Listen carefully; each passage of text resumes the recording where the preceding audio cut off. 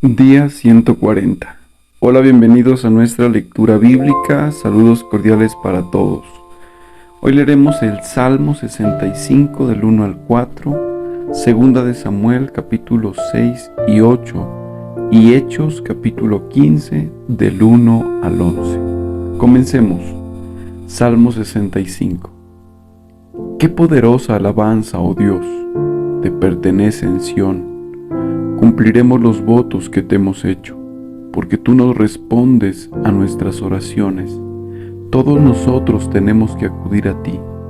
Aunque nuestros pecados nos abruman, tú los perdonas todos. Cuánta alegría para los que escoges y acercas a ti, aquellos que viven en tus santos atrios. Qué festejos nos esperan dentro de tu santo templo. Segunda de Samuel capítulo 6. Entonces David volvió a reunir a las tropas más selectas de Israel, un total de 30,000, y las llevó a Baala de Judá, para traer de regreso el arca de Dios, que lleva el nombre del Señor de los ejércitos celestiales, quien está entronizado entre los querubines. Así que pusieron el arca de Dios en una carreta nueva, y la retiraron de la casa de Abinadab, que estaba en una colina. Usa y Ahío, hijos de Abinadab, guiaban la carreta que cargaba el arca de Dios. Ahío caminaba delante del arca. David y todo el pueblo de Israel celebraban ante el Señor, entonando canciones y tocando todo tipo de instrumentos musicales, liras, arpas, panderetas, castañuelas y címbalos. Cuando llegaron al campo de trillar de Nacón, los bueyes tropezaron, y Usa extendió la mano para sujetar el arca de Dios. Entonces se encendió el enojo del Señor contra Usa, y Dios lo hirió de muerte debido a lo que hizo. Así fue como Usa murió allí mismo junto al arca de Dios. Entonces David se enojó porque la ira del Señor se había desatado contra Usa, y llamó a ese lugar Fares Usa, que significa desatarse contra Usa, nombre que conserva hasta el día de hoy. Ahora David tenía miedo del Señor y preguntó: ¿cómo podré regresar el arca del Señor para que esté bajo mi cuidado? Por lo tanto, David decidió no trasladar el arca del Señor a la ciudad de David, sino que la llevó a la casa de Obed-Edom, en Gat. El arca del Señor permaneció en la casa de Obed-Edom por 3 meses, y el Señor bendijo a Obed-Edom y a los de su casa. Entonces le dijeron al rey David: el Señor ha bendecido a los de la casa de Obed-Edom y a todo lo que tiene a causa del arca de Dios. Luego David fue y llevó el arca de Dios de la casa de Obed-Edom a la ciudad de David con gran celebración. Cuando los hombres que llevaban el arca del Señor dieron apenas 6 pasos, David sacrificó un toro y un ternero engordado. Y David danzó ante el Señor con todas sus fuerzas, vestido con una vestidura sacerdotal. David y todo el pueblo trasladaron el arca del Señor entre gritos de alegría y toques de cuernos de carnero. Entonces, cuando el arca del Señor entraba a la ciudad de David, Mical, hija de Saúl, se asomó por la ventana. Cuando vio que el rey David saltaba y danzaba ante el Señor, se llenó de desprecio hacia él. Así que trasladaron el arca y la colocaron en su lugar dentro de la carpa especial que David le había preparado. David sacrificó al Señor ofrendas quemadas y ofrendas de paz. Cuando terminó de ofrecer los sacrificios, David bendijo al pueblo en el nombre del Señor de los ejércitos celestiales. Después repartió a todos los israelitas que estaban allí reunidos, tanto hombres como mujeres, una hogaza de pan, un pastel de dátiles y un pastel de pasas de uva. Luego todos regresaron a su casa. Cuando David regresó a su hogar para bendecir a su propia familia, Mical, la hija de Saúl, salió a su encuentro y le dijo indignada: «Qué distinguido se veía hoy el rey de Israel, exhibiéndose descaradamente delante de las sirvientas, tal como lo haría cualquier persona vulgar. David le replicó a Mical: estaba danzando delante del Señor. ¿Quién me eligió por encima de tu padre y de su familia? Él me designó como el líder de Israel, el pueblo del Señor, y de este modo celebro delante de Él. Así es, y estoy dispuesto a quedar en ridículo a causa, e incluso a ser humillado ante mis propios ojos. Pero esas sirvientas que mencionaste, de seguro seguirán pensando que soy distinguido. Y Mical, la hija de Saúl, nunca tuvo hijos en toda su vida. Segunda de Samuel, capítulo 7. Una vez que David se instaló en el palacio y el Señor le dio descanso de los enemigos que lo rodeaban, el rey mandó a llamar al profeta Natán. Mira, le dijo David, yo vivo en un hermoso palacio de cedro, mientras que el arca de Dios está allá afuera en una carpa. Natán le respondió al rey: adelante, haz todo lo que tienes pensado, porque el Señor está contigo. Pero esa misma noche el Señor le dijo a Natán: ve y dile a mi siervo David, esto ha declarado el Señor: ¿acaso eres tú el que me debe construir una casa en la que yo viva? Desde el día en que saqué a los israelitas de Egipto hasta hoy, nunca he vivido en una casa. Siempre fui de un lugar a otro, con una carpa y un tabernáculo como mi morada.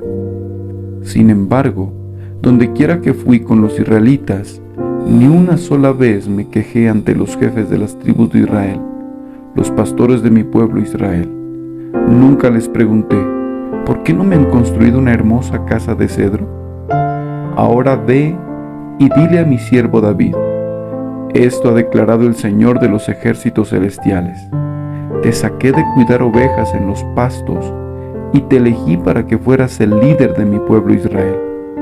He estado contigo donde quiera que has ido y destruí a todos tus enemigos frente a tus propios ojos. Ahora haré que tu nombre sea tan famoso como el de los grandes que han vivido en la tierra. Le daré una patria a mi pueblo Israel y lo estableceré en un lugar seguro donde nunca será molestado. Las naciones malvadas no lo oprimirán como lo hicieron en el pasado, cuando designé jueces para que gobernaran a mi pueblo Israel, y te daré descanso de todos tus enemigos. Además, el Señor declara que construiré una casa para ti, una dinastía de reyes. Pues cuando mueras y seas enterrado con tus antepasados, levantaré a uno de tus hijos de tu propia descendencia y fortaleceré su reino. Él es quien edificará una casa, un templo para mi nombre, y afirmaré su trono real para siempre. Yo seré su padre, y él será mi hijo.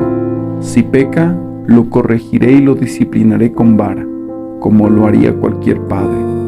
Pero no le retiraré mi favor como lo retiré de Saúl, a quien quité de tu vista.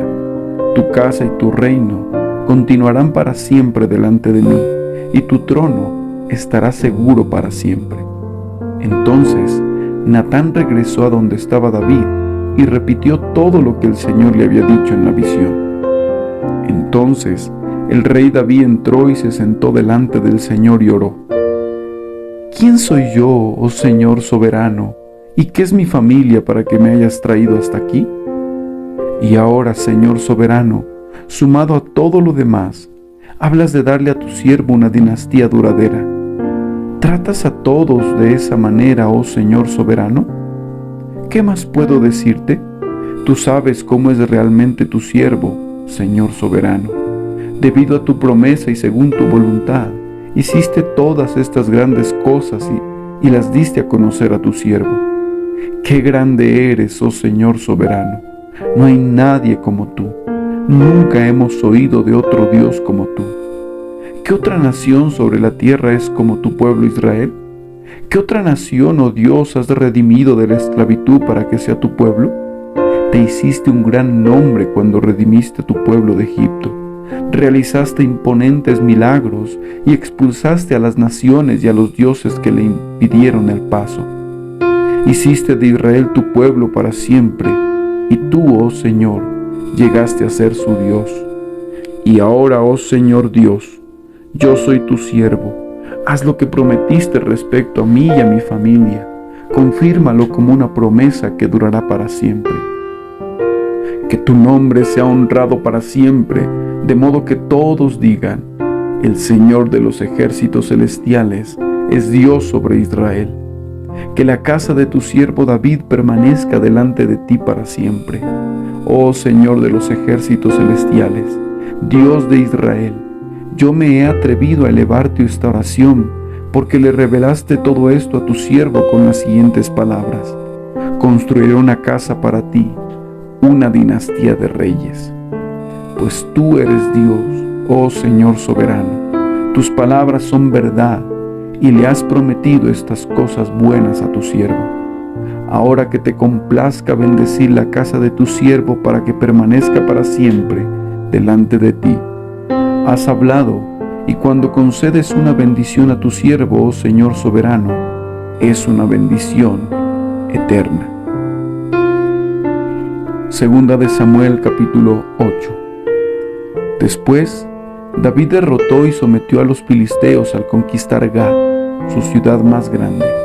David también conquistó la tierra de Moab, hizo que la gente se acostara en el suelo por grupos, ejecutó 2 grupos por cada grupo que dejó con vida. Los moabitas, a quienes se les perdonó la vida, se convirtieron en súbditos de David y tuvieron que pagarle tributo. David también destruyó las fortalezas de las fuerzas de Hadad-Ezer, hijo de Rehob, rey de Soba, cuando Hadad-Ezer marchó para fortalecer su control a lo largo del río Éufrates. David capturó 1000 carros de guerra, 7000 conductores de carros de guerra y 20,000 soldados de infantería. Les lició los caballos de Tiro, excepto los necesarios para 100 carros de guerra. Cuando los arameos de Damasco llegaron para ayudar al rey Hadad-Ezer, David mató a 22,000 de ellos. Luego puso varias guarniciones militares en Damasco, la capital aramea, y los arameos se convirtieron en súbditos de David y le pagaban tributo. Así que el Señor le daba la victoria a David donde quiera que iba. David llevó a Jerusalén los escudos de oro de los oficiales de Hadad-Ezer, junto con una gran cantidad de bronce de las ciudades de Teba y Berotai, que pertenecía a Hadad-Ezer. Cuando Toi, rey de Amad, se enteró de que David había destruido a todo el ejército de Hadad-Ezer, envió a su hijo Joram para felicitar al rey David por su exitosa campaña. Hadad-Ezer y Toi habían sido enemigos y con frecuencia estaban en guerra. Joram le obsequió a David muchos regalos de plata, de oro y de bronce. El rey David dedicó todos estos regalos al Señor, así como lo hizo con la plata y el oro de las demás naciones que había derrotado: de Edom, de Moab, de Amón, de Filistea y de Amalek, y de Hadad-Ezer, hijo de Rehob, rey de Soba. A raíz de esto, David se volvió muy famoso. Después de su regreso, aniquiló a 18,000 edomitas en el Valle de la Sal. Puso guarniciones militares por todo Edom, y los edomitas se convirtieron en súbditos de David. Es más, el Señor le daba la victoria a David donde quiera que iba. De modo que David reinó sobre todo Israel e hizo lo que era justo y correcto para su pueblo. Joab, hijo de Sarbia, era el comandante del ejército. Josafat, hijo de Ahilud, era el historiador del reino. Sadoc, hijo de Ahitob, y Ahimelech, hijo de Abiatar, eran los sacerdotes. Seraías era el secretario de la corte. Benaía, hijo de Joiada, era el capitán de la guardia personal del rey, y los hijos de David servían como líderes sacerdotales. Hechos capítulo 15. Cuando Pablo y Bernabé estaban en Antioquía de Siria, llegaron unos hombres de Judea y comenzaron a enseñarles a los creyentes: a menos que se circunciden como exige la ley de Moisés, no podrán ser salvos. Pablo y Bernabé no estaban de acuerdo con ellos y discutieron con vehemencia. Finalmente, la iglesia decidió enviar a Pablo y a Bernabé a Jerusalén, junto con algunos creyentes del lugar, para que hablaran con los apóstoles y con los ancianos sobre esta cuestión. La iglesia envió a los delegados a Jerusalén, quienes de camino se detuvieron en Fenicia y Samaria para visitar a los creyentes. Les contaron, para alegría de todos, que los gentiles también se convertían. Cuando llegaron a Jerusalén, toda la iglesia, incluidos los apóstoles y los ancianos, dio la bienvenida a Pablo y a Bernabé, quienes les informaron acerca de todo lo que Dios había hecho por medio de ellos. Pero después, algunos creyentes que pertenecían a la secta de los fariseos se pusieron de pie e insistieron: los convertidos gentiles deben ser circuncidados y hay que exigirles que sigan la ley de Moisés. Así que los apóstoles y los ancianos se reunieron para resolver este asunto. En la reunión, después de una larga discusión, Pedro se puso de pie y se dirigió a ellos de la siguiente manera: hermanos, todos ustedes saben que hace tiempo Dios me eligió de entre ustedes para que predicara a los gentiles, a fin de que pudieran oír la buena noticia y creer. Dios conoce el corazón humano y Él confirmó que acepta a los gentiles al darles el Espíritu Santo, tal como lo hizo con nosotros. Él no hizo ninguna distinción entre nosotros y ellos, pues les limpió el corazón por medio de la fe. Entonces, ¿por qué ahora desafían a Dios al poner cargas sobre los creyentes gentiles con un yugo que ni nosotros ni nuestros antepasados pudimos llevar?